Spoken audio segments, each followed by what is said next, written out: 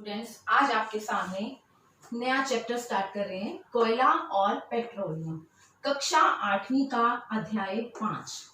सबसे पहले इस चैप्टर को समझने के लिए हमें यह समझना होगा कि प्राकृतिक संसाधन क्या है। प्राकृतिक संसाधन क्या है? हम अपने जीवन में बहुत से पदार्थों का प्रयोग करते हैं। उनमें से कुछ पदार्थ तो ऐसे हैं जो हमें प्रकृति से मिलते हैं और कुछ मानवीय क्रियाकलापों द्वारा बनाए जाते हैं। लेकिन ऐसे पदार्थ जो हमें प्रकृति से मिलते हैं प्राकृतिक संसाधन कहलाते हैं। प्राकृतिक संसाधन जैसे जल, वायु, सूर्य, वन, ये सब प्राकृतिक संसाधन हैं। अब हमने प्राकृतिक संसाधनों को भी दो कैटेगरी में डिवाइड कर दिया है। पहली कैटेगरी है अक्षय प्राकृतिक संसाधन और दूसरी है समाप्त होने वाले प्राकृतिक संसाधन। अक्षय प्राकृतिक संसाधन, अक्षय प्राकृतिक साधन है क्या?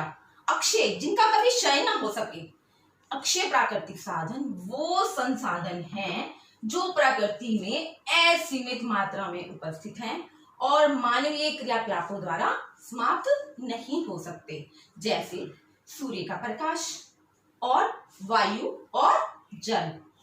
तो ये सब अक्षय हैं जिनका क्षय नहीं हो सकता, इसे हम दोबारा प्राप्त कर सकते हैं। ये रिन्यूएबल है, इनको हम दोबारा प्राप्त कर सकते हैं।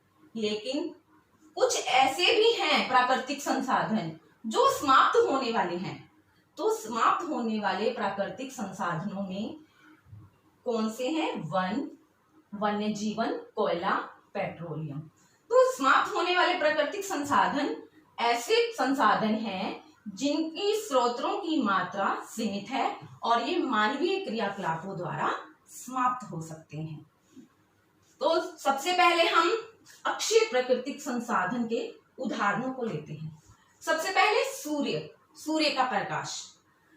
सूर्य क्या है? मेन सोर्स ऑफ एनर्जी है हमारी अर्थ पर।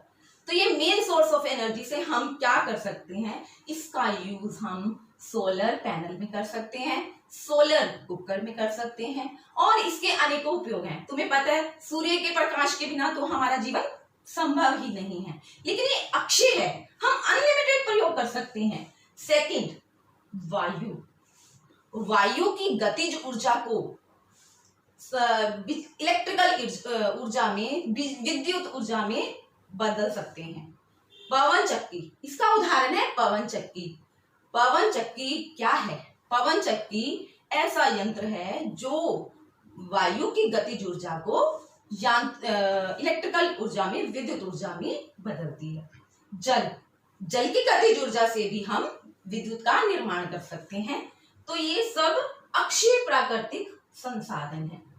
समाप्त होने वाले प्राकृतिक संसाधनों में अगर हम ले वन, तो हम वनों को दोबारा लगा सकते हैं।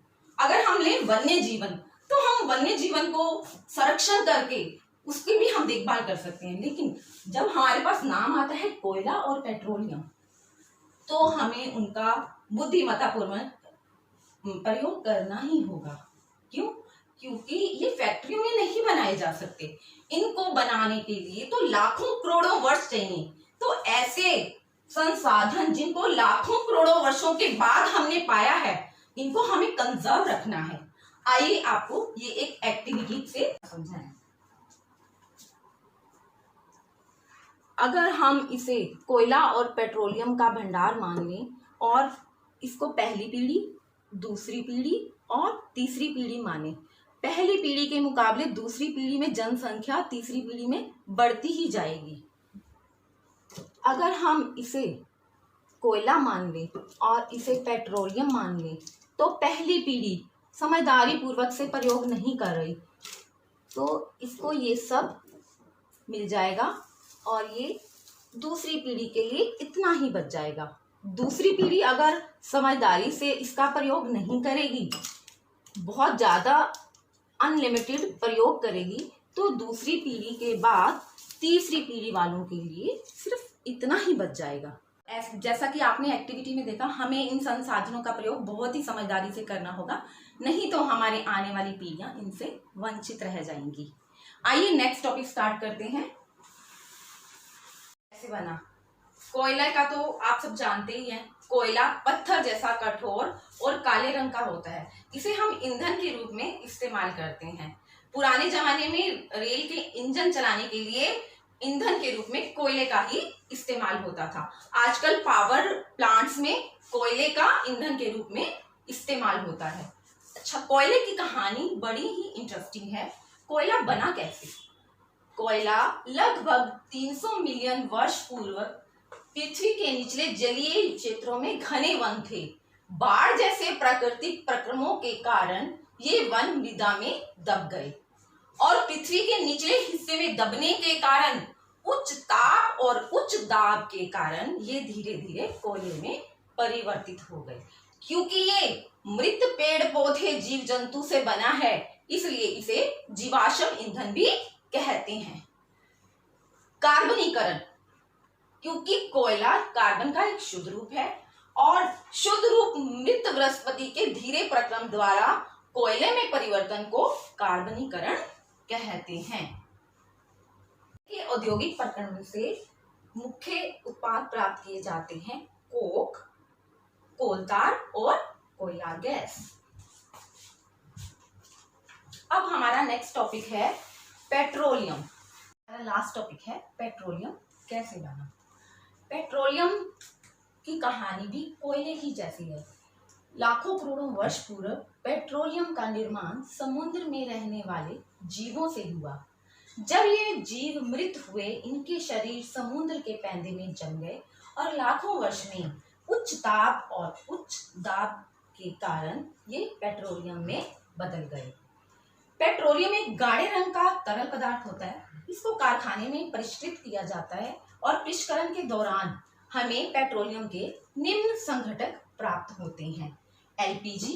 एलपीजी वही लिक्विफाइड पेट्रोलियम गैस है जो घरों में खाना बनाने के लिए प्रयोग में आती है। इसका उपयोग है घरों और उद्योगों में ईंधन के रूप में। नेक्स्ट, पेट्रोलियम का संघटक है पेट्रोल। पेट्रोल मोटर और ईंधन के रूप में प्रयोग होता है। विमानों के ईंधन के रूप में भी प्रयोग होता है। मिट्टी का तेल, स्टोव, लैंप और जेट वायुयानों के लिए ईंधन के रूप में। डीजल भारी मोटर वाहनों में और विद्युत जनित्रों में। स्नेहक तेल स्नेहन के लिए मशीनों में जब फ्रिक्शनल फोर्स पैदा हो जाती है तो उसको ठीक करने के लिए हम उसमें स्नेहक तेल लगाते हैं। ये टूट फूट में मदद करता है कि ना हो। पैराफिन मोम मरहम, मोमबत्ती, वैसलीन आदि में। बिटुमिन पेंट एवं सड़क निर्माण में। तो ये हमारा अध्याय आज का यहीं समाप्त होता है। आज के लिए बस इतना ही। Thank you.